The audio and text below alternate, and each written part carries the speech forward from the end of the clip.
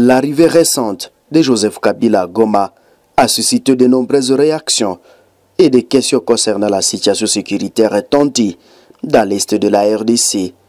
Il est important de noter que Goma est actuellement sous le contrôle de la rébellion AFC M23. Les commandeurs de Thabo Mbeki sur la sécurité à RDC, en relation avec Joseph Kabila et la situation à Goma, peuvent être résolues comme suit.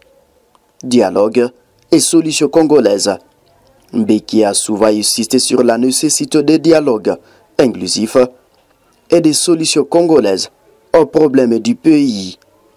Il a souligné que le leader congolais devrait s'approprier la résolution des défis plutôt que de toujours blâmer le pays voisin.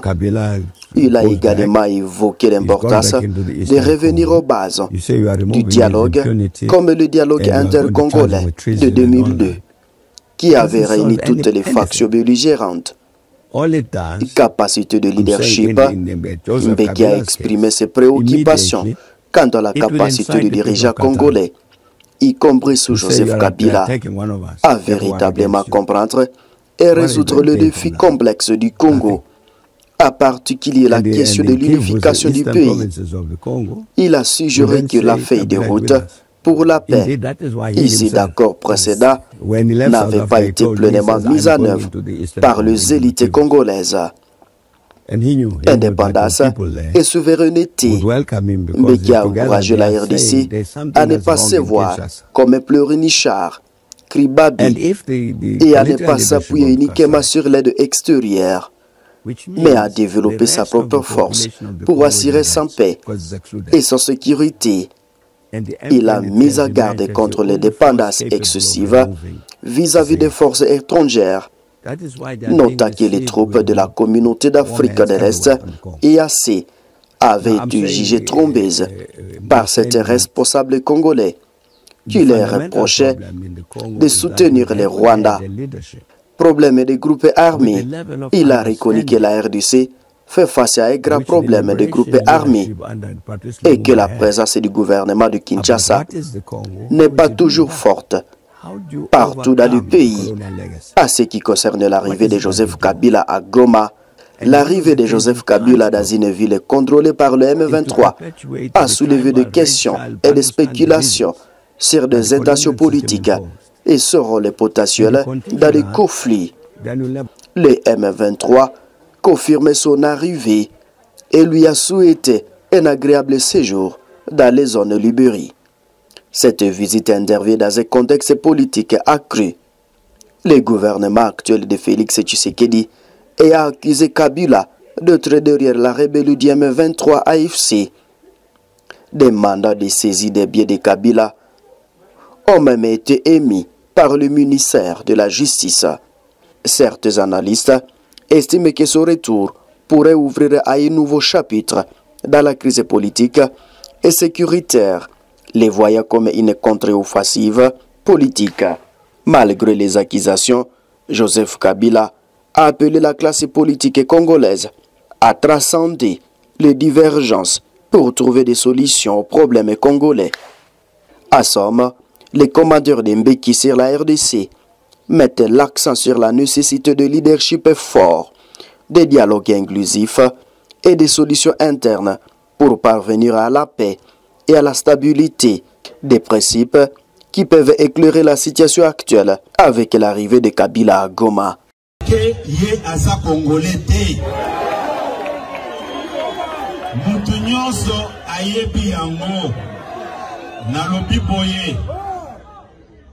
Kabila, bien que c'est un collègue président d'un parti politique, mais n'alobi qu'il laisse les Congolais traiter leurs problèmes en tant que Congolais. Va imposer Bissoye pendant 18 ans, au moment où Azaki na nationalité congolaise dit Bolandaki Ngoimukena, un ancien membre ya parti na bango, alobaki boye, bayebsaki ngai, basengaki ye, aluka moyen ya ko faire accepter Kabila Joseph comme Congolais. Boza kolanda ngai. Soki bozongi na prestation de serment na ye. Bokoyoka azakoloba kombo na ye Joseph Kabila. Kombo ya Kabange ezalaki te. C'est après avoir réfléchi, après avoir pensé comment trahir les Congolais, bayaki kobakisa Kabange. D'où par conséquent, à partir de ce soir, Nazako lancer un appel à M. Kabila de laisser les Congolais traiter leurs problèmes sans discussion, puisque nous Congolais, nous allons nous entendre un jour, contrairement que hier, si j'ai rwandais, nous sommes plutôt préoccupés par des questions de ce type-là. Et donc, il n'y a pas, personnellement, je n'ai pas eu le temps de suivre parce qu'on était occupé à ce qui, à nos yeux, est plus important. Mais parce que, après, on a vu les réactions de Congolais. Je pense que les réactions de Congolais qu'on a vues abondamment sur les réseaux sociaux disent tout de ce que le Congolais pense. En réalité, le président Kabila est un homme du passé. Et un homme du passé qui n'a absolument, dans le contexte actuel, rien à proposer pour l'avenir parce qu'on a vu sa première sortie d'abord dans le Sunday Times en Afrique du Sud, où il a porté son soutien à un mouvement qu'il a lui-même combattu comme président. C'est un ensemble de contradictions qui ressortent, mais bon, nous sommes en démocratie, chacun libre de ses opinions. Nous, pour ce qui nous concerne, nous nous afférons à régler des problèmes qui, malheureusement, il n'a pas pu régler à l'époque. Et le plus important pour nous, comme gouvernement, c'est de nous assurer que chaque jour, nous avançons.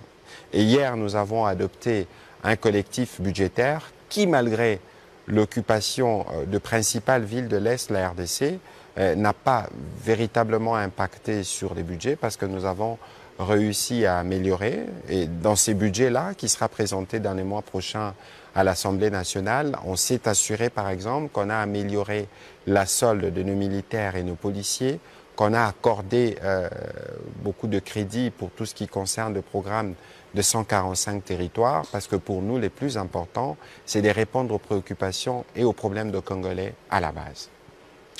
Willy Kalingay.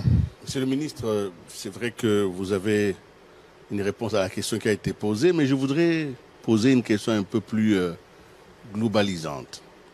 Quand nous suivons la situation actuelle, nous voyons les propos des uns des autres, d'abord les propos des opposants, les propos des évêques, les propos même des rebelles. Tout le monde parle de réconciliation nationale.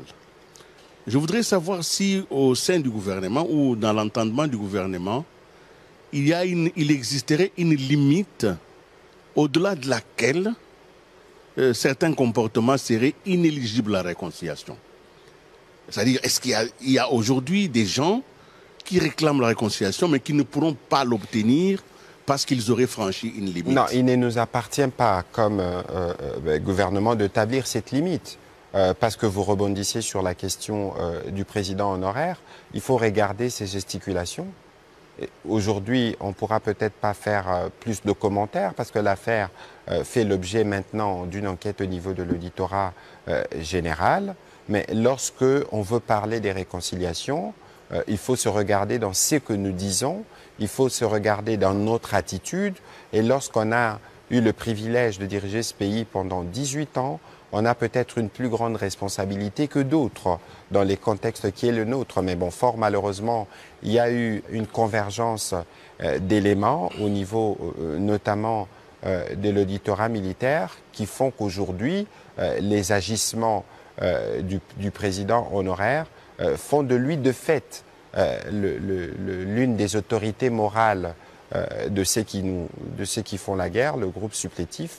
Et donc, c'est bien dommage, dans une posture comme la sienne, bénéficiant d'une loi qui fixe un certain nombre de choses en termes de ce qu'il faut faire, en termes de ce qu'il ne faut pas faire, c'est bien dommage parce qu'on aurait pu penser qu'après toutes ces années à diriger la RDC, qu'il pouvait être lui le premier à être le plus disposé pour aller vers la réconciliation et non pas à aller dans ce que nous vivons aujourd'hui. Mais quoi qu'il en soit, c'est des contradictions qui arrivent dans la nature humaine et nous n'allons pas nous focaliser dessus. Ceci dit, vous savez, Willy Kalengai, nous avons fait le choix de la démocratie. Il ne faut pas oublier, il faut regarder la nature de la crise que nous avons actuellement. Ce n'est pas une crise de notre démocratie d'abord. C'est une crise parce que nous, on a choisi de ne plus rester dans un contexte où nous bradons nos minerais, où nous faisons de compromis sur ce qui nous appartient, notamment avec le Rwanda, qui pendant de longues années a considéré, à tort, que la partie est de la RDC était les centres où ils devaient puiser leurs richesses. Si par le passé, cela a été toléré, mais dans les cadres de notre gouvernance, nous voulons avoir la plénitude du contrôle de nos minerais. C'est pour ça que nous avons notamment créé DRC Gold Trading pour nous assurer que nous maîtrisons les circuits de la production de l'or. Ce n'est pas seulement ça, mais il y a plusieurs initiatives. Vous êtes journaliste économique spécialisé sur les questions minières. On a toute une stratégie qui devait nous permettre de nous réapproprier, de casser tous les circuits frauduleux mis en place et consolidés évidemment avec la complicité de certains responsables à notre niveau depuis de longues années. C'est ça le choix que nous avons fait. Et si parce qu'on a fait le choix d'avoir un contrôle souverain sur nos ressources et qu'un pays voisin estime qu'il doit faire la guerre parce que c'est par la guerre qu'ils continueront de piller, nous avons dit non. La nature de la crise, elle est celle-là. Nous avions eu des élections en 2023 et tout le monde a vu le sacre, pour ne pas dire le plébiscite, du président de la République qui a été élu de manière inédite. Mais lorsqu'on va dans une élection où vous avez un parti politique qui avait par exemple décidé de ne pas y participer, s'il faut pas le citer, les PPRD, ils ont décidé avec son autorité morale qu'ils ne participeraient pas aux élections. Bon, c'est surprenant d'entendre, de voir qu'il y a dans certains extraits que j'ai vus, parler de restaurer la démocratie, mettre fin à la tyrannie. Mais comment vous faites tout ça lorsque les jeux fixés par la Constitution, le jeu électoral, vous n'y avez pas participé? Et donc aujourd'hui, les frustrations politiciennes des uns et des autres veulent recroquer ou prendre appui sur une crise qui est d'abord sécuritaire et pour laquelle nous sommes dans des sphères pour trouver la solution, avec le renfort des uns et des autres. C'est bien difficile de vouloir, là où nous devions tous être unis d'abord, pour nous assurer que l'intégrité territoriale est restaurée, mais les uns et les autres pensent que c'est le meilleur moment pour eux d'amener à la table les arguments politiciens pour leur positionnement parce que les élections n'ont pas fonctionné. Monsieur le ministre, je voudrais vraiment que vous soyez précis sur la question ici. Dans un pays où il y a eu rupture de coalition, là où il y a eu éloignement des alliés, je voudrais vraiment que vous reveniez sur le terme réconciliation. Vous pensez aujourd'hui que les Congolais n'ont pas besoin de se réconcilier, qu'il n'y a pas de fracture, il n'y a pas de fissure politique dans le pays. Mais regardez, que les hommes politiques n'ont pas besoin de se réconcilier. Non, regardez Willy Kalengai. Et si c'était le cas... Non, il ne faut pas s'y tromper. Ça veut dire que si il y a des gens qui veulent se réconcilier... Pas qui veulent. Non. Le pays a besoin vous parlez, non, attention, oui. Vous parlez des réconciliations, une réconciliation qui viendrait régler quel problème? Si c'est pour régler la frustration des uns des autres, parce que par exemple, on n'a pas participé aux élections, parce qu'on a fait le choix délibéré de ne pas y participer, ou parce qu'on a perdu aux élections, Willy Kalengai, faites une analyse. Il y avait 25 000 candidats. 22 000 candidats s'est réclamé du camp du président Tshisekedi. Lorsque les résultats arrivent, on voit ce qu'il en est. Vous avez parlé des accords qui ont été défaits, mais je suis désolé. En politique, les accords peuvent se faire et se défaire. Mais quelles ont été les motivations qui ont cassé cet accord? Je ne voudrais pas aller dans les détails, mais moi, je sais que j'ai appartenu à un groupe qui s'appelait le G13 et qui en avait marre, comme beaucoup de Congolais, de voir le querelle qu'il y avait entre les FCC-Cash à l'époque. Malheureusement, ceux qui ne nous avaient pas entendus à l'époque sont ceux qui aujourd'hui demandent le plus la réconciliation. Alors oui, on veut bien qu'il y ait des réconciliations, mais cette réconciliation doit se faire sur des bases. Je vous donne une illustration, sûrement qu'on en parlera. Tout le monde parle de dialogue. Tout le monde parle, il faut qu'on se retrouve. Mais lorsqu'on se retrouve et qu'on veut parvenir à une réconciliation, on doit être en mesure de faire le bon diagnostic. Et lorsqu'il faut faire le bon diagnostic, ça veut dire qu'il faut appeler les mal par les mal. Est-ce que dans ce que, par exemple, le président honoraire a dit, est-ce qu'il a nommé le Rwanda? Le mal, c'est le Rwanda.